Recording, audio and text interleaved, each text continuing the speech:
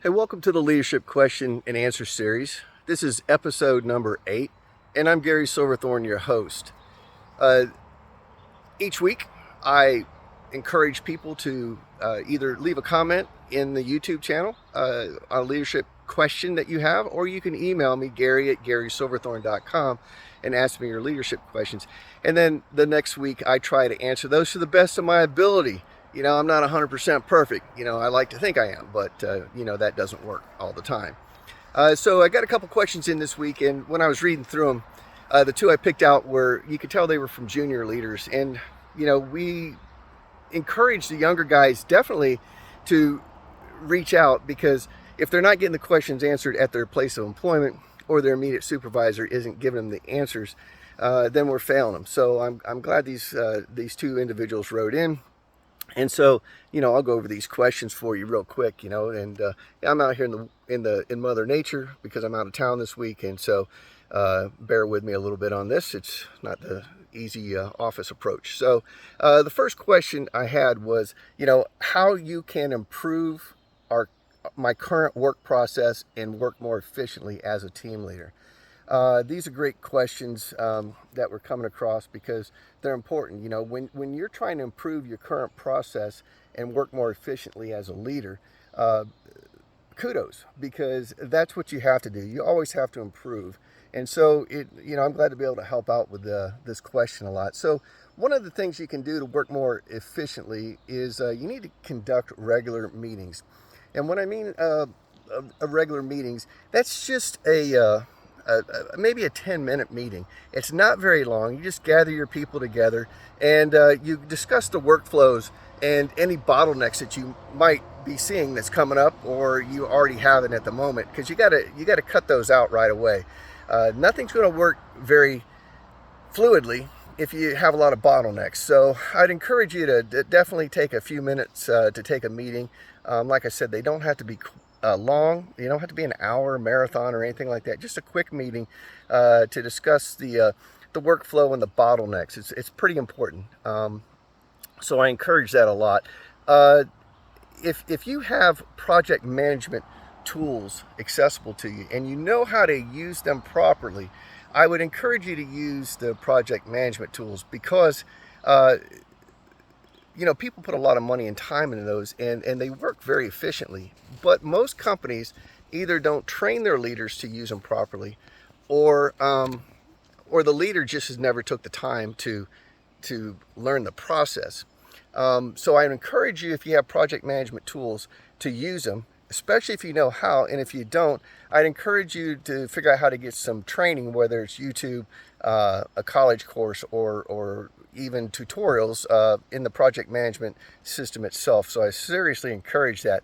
If you can't, or you don't have those available, make sure that you write down a flow. You write down the system, because you have deadlines, timelines, and something has to be completed before the next project can be started with your team. So you have to have a process so everybody knows where they're at. So if you don't have the project management tools to increase workflow, and you can't squander it, you need to go ahead and develop your own. All right, and you have to get out the old Skillcraft pen and start writing stuff down. You remember a short pencil is better than a long memory. So you got to think about that from time to time. If you implement those project management tools, what you're going to do is you're going to speed up time, of course, and you're going to streamline the whole process. And so I encourage that a lot. I've been without, and I've regretted it. So I encourage the processes to be a little bit speedier with the project management tools. All right, and always encourage your team members to share ideas for the process, because you got to remember, you're not the smartest person in the group. You might want to be the smartest, and you might think you are, but you're not. There's always somebody that has a better way, usually more efficient. I've gotten some great feedback from people over the years by asking to share their ideas for improvements, and I've gotten some feedback where I was like, "Whoa, that's out of left field. Where'd you get that? It won't work. There's no way it'll work.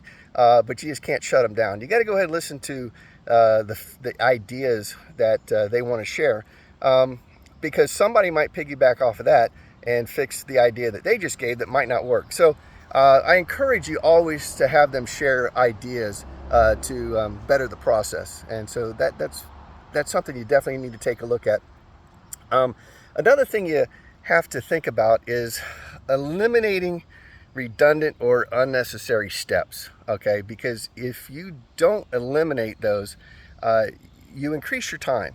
And people also get frustrated because people will say, why are we doing this again?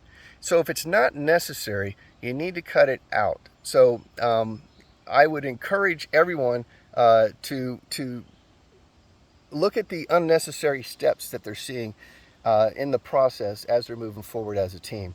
And it doesn't have to be a certain task. It could be something that's the everyday part of the mission. So I definitely encourage you, because that redundancy and will just slow you down. And if you can provide best business practices or new technology that can increase efficiency, that's another great tool, because there's a lot of best business practices out there. That's not law. It's just people found out that those are the practices that work efficiently across the board. And you might have to adjust them a little bit. Between that and technology, you can really do a lot of great things. So I'd encourage you to look into the technology and the best practices to see how you can better improve your workflow. That's another key thing. And you remember, when you have younger people, some of those younger people might even know of some workflows that you don't even have or have privilege to or even seen before. So it's good to get their input on that. And remember, the final thing here I'd say is remember to review and adjust your processes based on your team feedback and performance metrics. Okay, so your team is letting you know if time needs to be extended, if they don't have the right equipment, if something's going wrong. So you might have to adjust the process. And so definitely take the feedback and use the performance metrics to see where you're at so you can adjust the processes. So overall, it's a good question. There's a lot that goes into the processes and working efficiently. But if you start off on those, like I said, that's a start, and then you can always improve. If you have more in-depth questions, please don't hesitate to reach out to me, and I'll get you some more answers. If you need to work through it, I don't mind helping you work through that stuff. So the second question was, what can I do to better support my team's goals and development? And that's great, because that is your job as the team leader. And so you've got to start this stuff right away and get in the habit, because these are consistent. Has to do with consistency and habits, and then you'll always be off on the right foot with your team. So for you to do better with your team, you need to offer them more feedback and guidance. All right, they can't sit around hoping they know what you want. And they're always going to do the things the way they think they're doing them right, unless you give them the feedback and tell them they're doing them wrong. So people will always do what they think is right until they're told that isn't the way we got to do it, or we got to do it this way because there's a better way, so forth. So don't let people spin and go down a rabbit hole. Make sure you're giving them good feedback and guidance. It's key. All right. So definitely you have to work on that. And the other thing is facilitate professional development opportunities such as training or mentorship. All right, you have to remember your job as a leader is to make your subordinates become a better leader than you. So where you might not have been afforded some training in the past or some mentorship, throw that out the window. You need to make sure that you are affording your team members developmental opportunities and mentorship, because remember, your goal is to make them a better leader than you. All right, that's how we increase sustainability in the leadership field. All right, you just can't sit back in your chair and go and yawn and say, there's your guidance, go to it. No, you're a team member. So you make sure that your team is doing better than you at all times. All right. And make sure you're providing them clear guidance and achievable goals. That's very important. Clear guidance is key, because a lot of times you think they know something that they don't because you haven't told them. So, I always try to practice the 5 W's: who, what, where, when, and why. And if you do that, that'll keep you on a baseline of making sure everybody knows what's going on. So you got to have the achievable goals and the clear guidance, because people sometimes are they're not sure of themselves, and they won't come ask you for things. So you can always do a check on learning. What I call check on learning is, so when you give your guidance, you can ask a couple people in the room, okay, so I talked about this, what's your viewpoint on that? So to see if they're understanding what you are telling them, because if you're not being understood, you're going to have to figure out a way to reword it or write it down systematically so that you can explain it to them, because you will waste a lot of time if you're not providing clear guidance. In the military, a lot of times we always did something that's kind of drove me crazy, but you give your guidance, you say, is that clear as mud or clear as glass? If somebody says clear as mud, then you need to work on it and explain it a little bit more. But they have to be comfortable to be able to say that. Don't let people squander and try to figure things out. Remember, it's your job as a leader to give them the guidance and achievable goals, and it's your job to explain it to them correctly. So definitely work on that one. All right, another big one is make sure that your tools and resources are available to them. Again, you just don't give them guidance and say, okay, get it done. If there's something that needs to be provided to them, a tool or resources like books or anything like that, you need to make sure that you can provide it for them. That doesn't mean that you have to hand it to them. That means that you have to provide it for them. You can tell them to go get it, but you have to tell them where to go get it.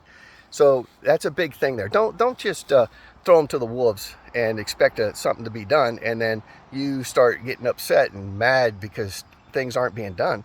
That's crazy. So you are responsible for that. So make sure they have the tools and resources necessary. And always be approachable. People are unsure of saying things because they don't want to upset the cart. But if you're approachable, then people can come to you and ask a question or tell you something's going wrong before you find out and it's too late. Being approachable doesn't mean you have to answer every question. It doesn't mean that you have to be available for them 24/7. It means that at the proper time, you are approachable, and people can make their grievance known, or they need to tell you that something's not going right. So being approachable is key. If you're standoffish, you'll never accomplish a lot, because people won't give a crap about what you say or do because they can't tell you anything different. So make sure you're approachable.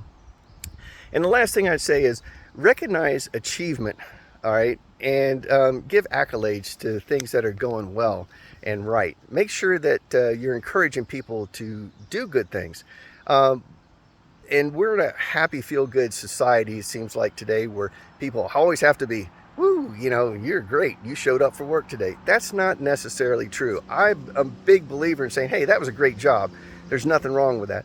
But also on the flip side of that coin, if people are doing things wrong, you better stop them, because people will do things incorrectly because they think they're doing it right.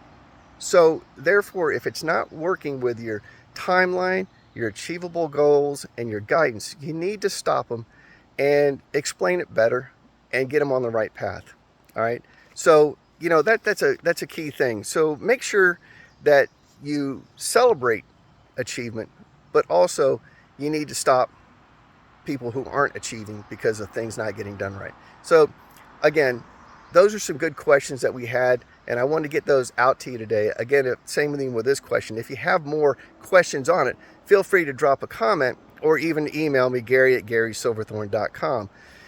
I appreciate you bearing with me out here in Mother Nature today, but I want to get these questions out. I know you got a little road noise because I'm close to a highway, but it helps me out if you like and subscribe to the show, because that way I can get more feedback from people. It'll get out there and people can get their questions answered. So again, email me your questions, Gary@GarySilverthorn.com, and or drop a message in the box. Like and subscribe, and y'all have a great week. Thank you very much.